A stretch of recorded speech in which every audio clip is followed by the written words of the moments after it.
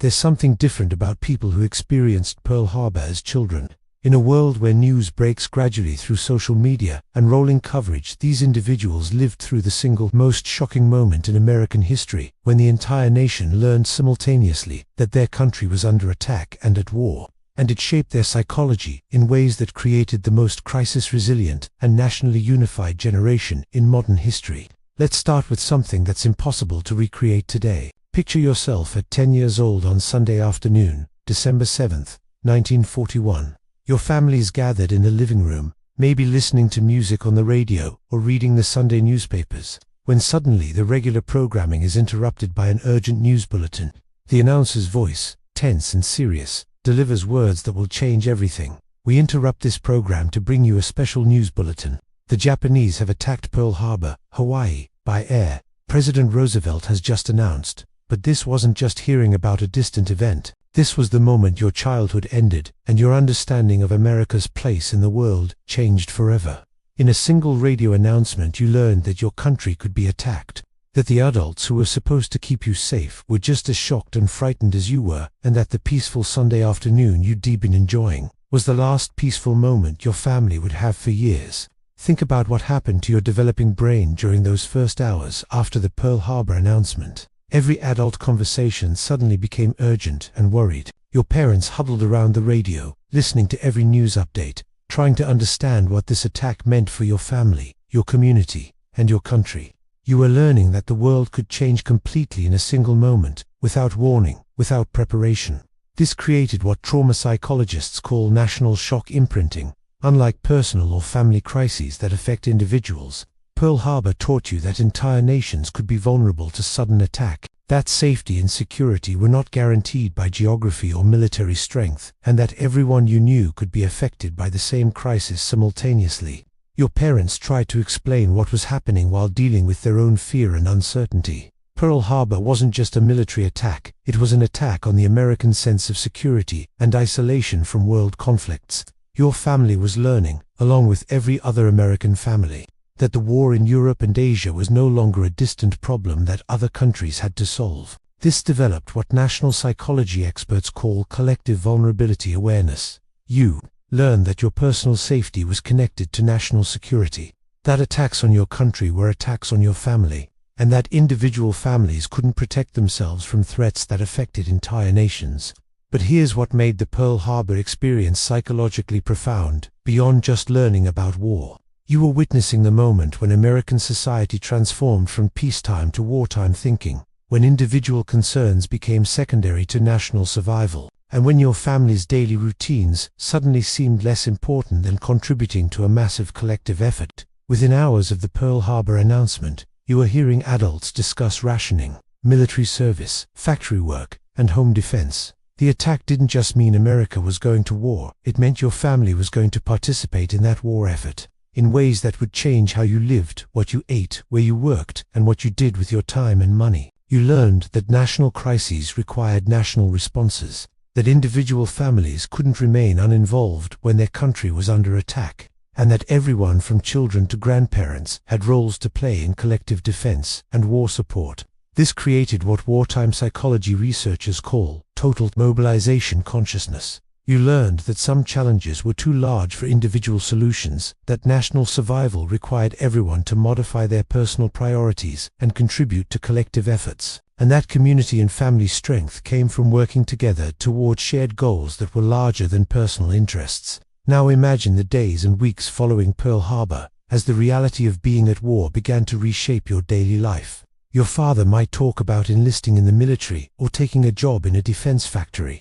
Your mother might start planning how to grow a victory garden or contribute to Red Cross activities. Your older brother might face the possibility of military draft when he turned 18. The Pearl Harbor attack taught you that individual family members could be called upon to make sacrifices for national defense. That being part of American society meant accepting responsibilities that might separate families or require personal hardship for collective benefit. You learned about duty, sacrifice, and the relationship between individual choices and national survival, in ways that shaped your understanding of citizenship and community responsibility for the rest of your life. This developed what civic psychology experts call sacrifice-based patriotism psychology. You learned that loving your country might require giving up things you wanted or needed for yourself, that national loyalty was demonstrated through personal action rather than just emotional feeling, and that the best citizens were those who contributed to collective well-being, even when it was difficult or costly for their families. But perhaps most importantly, Pearl Harbor taught you about the relationship between shock, adaptation, and resilience under extreme circumstances. The attack was completely unexpected and initially overwhelming, but within days your family and your community had begun organizing responses, making plans, and finding ways to contribute to the war effort. You watched adults transform their fear and anger into purposeful action, their shock into determination, and their uncertainty into commitment to doing whatever was necessary to defend their country and defeat the attackers. You learned that the best responses to crisis involved channeling emotional energy into productive action, that shock and fear were temporary conditions that could be overcome through collective effort and shared purpose. This created what crisis psychology researchers call shock-to-action transformation psychology. You learned that initial emotional overwhelm didn't have to lead to helplessness or paralysis, that communities could transform crisis energy into collective strength, and that the most effective responses to attack involved immediate organization for sustained effort rather than just emotional reaction. The Pearl Harbor experience also taught you about the relationship between national identity and personal identity, in ways that shaped your understanding of what it meant to be American. Before the attack, being American might have meant living in America and enjoying American freedoms. After Pearl Harbor, being American meant being willing to defend America against enemies who wanted to destroy American society. You learned that citizenship carried responsibilities as well as privileges, that freedom required defense, and that being part of American society meant being willing to participate in collective efforts to preserve American independence and security. This developed what national identity psychology experts call defense-based citizenship psychology. You learned that national identity was strengthened rather than weakened by external challenges, that shared threats could create stronger community bonds, and that defending your country was both a duty and a privilege of citizenship. The radio coverage of Pearl Harbor and the war that followed also taught you about the relationship between information, national communication, and collective decision-making during crisis. The radio wasn't just entertainment anymore. It was the primary source of information about national security, military operations, and government decisions that affected every family. You learned to pay attention to news, to understand the difference between reliable and unreliable information sources, and to recognize that staying informed about national events was part of being a responsible citizen during wartime.